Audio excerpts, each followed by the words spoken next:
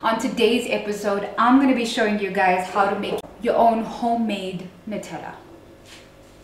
Boom! It has less sodium, less sugar, and less calories. So you're getting all the goodness that you want out of this particular amazing batch of healthy Nutella. So let's get into the recipe. What you need is a can of coconut cream.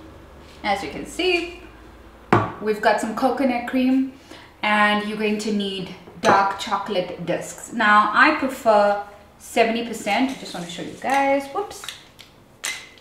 These are pretty cool. I'm going to take a look. So I prefer 70% cocoa. You can go up to 90%, or you can go much lower. But those are the two pretty much ingredients that you need to make this recipe. First, you get a saucepan and you add in your coconut cream.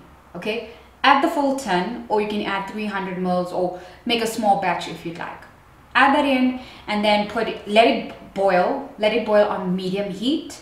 Then let it start to simmer. Then you add your cocoa discs and you mix it all together, and you're gonna get this amazing thick liquid and this gooey liquid.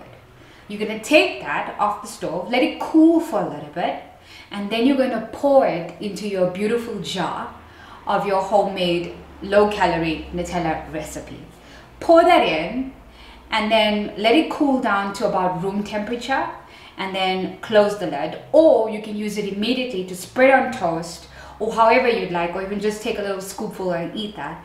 And that is so simple.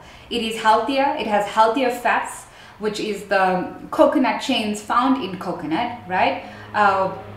It's amazing. It is anti-inflammatory. The cacao in cocoa is antioxidants. It is also amazingly good for you in terms of your body and your skin.